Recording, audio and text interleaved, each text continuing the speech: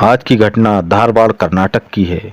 9 अप्रैल 2021 की शाम एक शानदार सजे हुए हॉल में एक भव्य पार्टी का आयोजन हुआ, जिसमें शहर की जानी मानी हस्तियां, मीडिया और कन्नड़ फिल्म इंडस्ट्रीज के कुछ जाने माने फिल्मकार शामिल थे। मेहमानों को लगातार आना जाना चल रहा था। पार्टियों में मेहमानों का स्वागत सत्कार कर रही थी 25 वर्षीय खूबसूरत युवती। पार्टी का आयोजन भी इसी युवती ने किया था।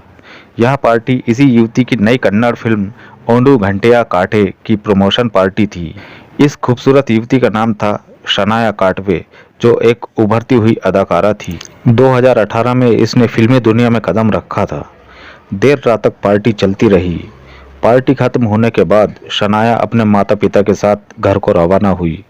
पार्टी की थकान की वजह से शनाया और उसके माता पिता जाते ही सो गए। दूसरे दिन 10 अप्रैल की सुबह नाश्ते के वक्त शनाया के पिता बलदेव काटवे और पत्नी सोनिया को एहसास हुआ कि उनका बेटा राकेश काटवे नजर नहीं आ रहा था। रात थकान की वजह से उन्होंने इस बात को नोटिस नहीं किया था। जब उन्होंने कमरे में पता किया तो राकेश कमरे में भी नहीं था, घर में कहीं भी न था।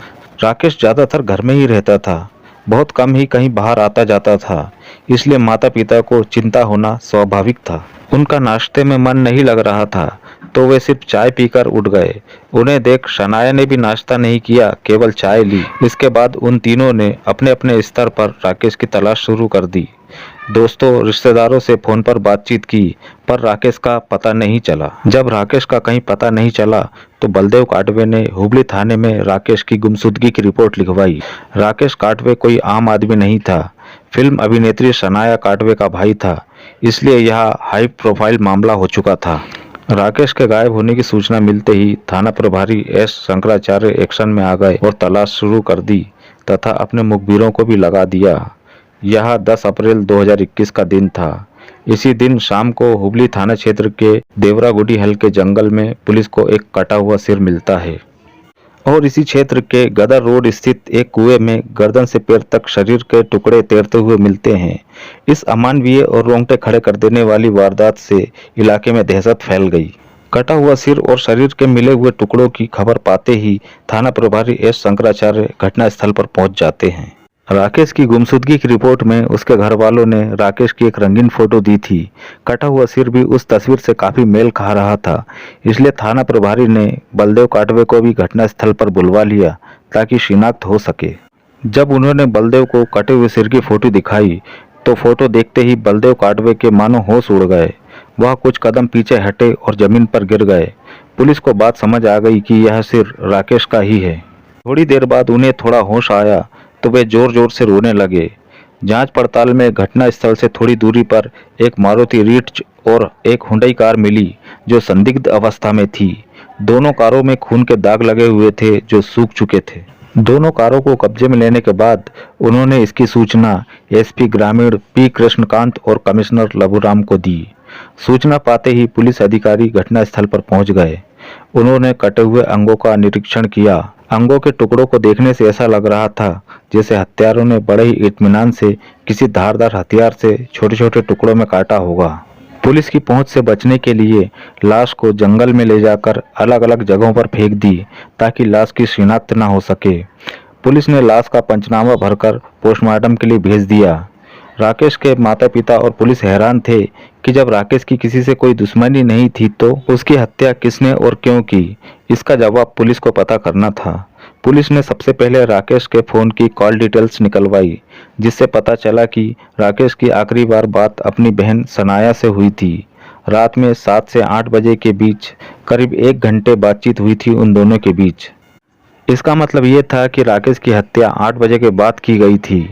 एक बात और पुलिस को खटक रही थी कि घटना वाले दिन शनाया ने अपने फिल्म के प्रमोशन की पार्टी रखी थी। उस पार्टी में घर के सभी सदस्य शामिल थे, लेकिन राकेश क्यों शामिल नहीं हुआ था और वो कहाँ था। पुलिस इस गुत्थी को सुलझाने की जीतोड़ कोशिश में लगी थी। आखिरकार उनकी मेहनत सफल होती नजर आई। घटना स्थल से बरामद हुई दोनों कारों में से एक मारुति रिट्ज कार मृतक राकेश काटवे की बहन शनाया काटवे के नाम पर रजिस्टर्ड थी और दूसरी हुंडई कार किसी अमन नाम के व्यक्ति के नाम पर रजिस्टर्ड थी। पुलिस कमिश्नर लबूराम और एसपी पी कृष्णकांत इस बात से हैरान थे कि शनाया की कार घटनास्थल पर कैसे पहुंची। क्या राकेश की हत्या का शनाया से कोई संबंध है या उसके हत्यारों से कोई कनेक्शन है? पुलिस इन सवालों के जवाब की तलाश में जुटी रही। घटना के 4 दिन बाद 14 अप्रैल को पुलिस को एक मुखबिर से जानकारी मिलती है कि दोनों भाई बहन के बीच आपस में पटती नहीं थी। शनाया और राकेश के बीच अच्छे रिश्ते नहीं थे। इस सूचना के बाद हुई छानबीन में नियाज अहमद काटीगार नामक एक 22 वर्षीय नवयुवक का नाम सामने आया। दरअसल शनाया और नियाज के बीच प्रेम संबंध थे जो राकेश को पसंद नहीं था। पहली बार जब राकेश को इन दोनों के अफेयर के बारे में पता चला तो उसने पहले शनाया को समझाया, फिर बाद में धमकाया। फिर भी वह नहीं मानी तो यह बात उसने अपने माता पिता से बताई। इसके बाद से शनाया राकेश से बहुत ज़्यादा नफरत करने लगी थी। शक के आधार पर 17 अप्रैल को पुलिस ने नियाज अहमद काटीगार को गिरफ्तार कर लिया। थाने में पूछताछ के दौरान पहले तो वह बात को टालता रहा, लेकिन जब पुलिस ने कड़ा रुख अपनाया तो वह टूट गया और कबूल कर लिया कि राकेश की हत्या उसी ने की थी। इस घटना को अंजाम देने के लिए उसके 3 साथी भी थे, तौसीफ चन्नापुर, अल्ताफ तेजुद्दीन मुल्ला और अमन गिरनीवाला। नियाज के दिए बयान के आधार पर इन तीनों आरोपियों को भी गिरफ्तार कर लिया गया। फिर जो खुलासा हुआ वो चौंका देने वाला था। नियाज ने पुलिस को बताया कि इस हत्या की साजिश की मास्टरमाइंड शनाया थी। 22 अप्रैल को हुबली पुलिस ने शनाया काटवे को गिरफ्तार कर लिया। शनाया ने आसानी से अपना गुनाह कबूल कर लिया। पूछताछ में पता चला कि शनाया ने ही नियाज को राकेश की हत्या के लिए उकसाया था और हत्या का दिन भी जानबूझकर 9 अप्रैल अपनी फिल्म के प्रमोशन वाला दिन चुना था ताकि किसी को उस पर शक ना हो। घटना वाले दिन शनाया ने ही नियाज को फोन करके बताया था कि राकेश आज रात अकेला ही घर पर है। इसके बाद वे चारों हुंडई कार से पार्टी स्थल पर पहुंचे। फिर वहां से शनाया की कार लेकर दोनों कारों से राकेश के घर पहुंचे और फिर नियाज ने डोरबेल बजाई। जब राकेश ने दरवाजा खोला तो सामने नियाज को देखकर वह चौंक गया। इसके पहले कि वह कुछ समझ पाता, नियाज के साथियों ने उसे दबोच लिया और नियाज ने गला दबाकर उसकी हत्या कर दी। फिर उन्होंने अपने साथ लाए हुए धारदार हथियारों से लाश के 5 टुकड़े किए। फिर एक पैकेट में सिर और दूसरे पैकेट में बाकी के अंग रख लिए। फर्श पर फैले हुए खून को साफ कर दिया, सारे सबूत मिटा दिए और वे चारों 2 गाड़ियों में देवरागुडी हल्के जंगल की तरफ चल दिए। कटा हुआ सिर जंगल में फेंक दिया और बाकी की लाश के टुकड़े गदर रोड के एक कुएं में डालकर तथा दोनों कारों को वहीं छोड़कर फरार हो गए। लेकिन लाख चालाकियों के बाद भी वो कानून के शिकंजे से बच नहीं सके और कानून की गिरफ्त में आ गए। बलदेव काटवे और सोनिया की इकलौती संतान थी शनाया, जिससे वे बेहद प्यार करते थे।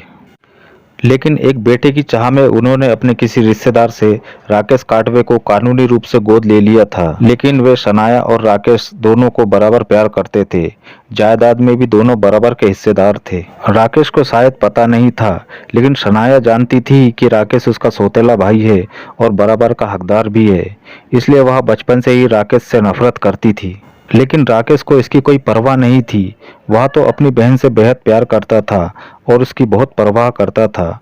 लेकिन वह यह नहीं जानता था कि वही बहन एक दिन उसकी ज़िंदगी छीन लेगी और इस तरह एक और जुर्म की कहानी का अंत होता है।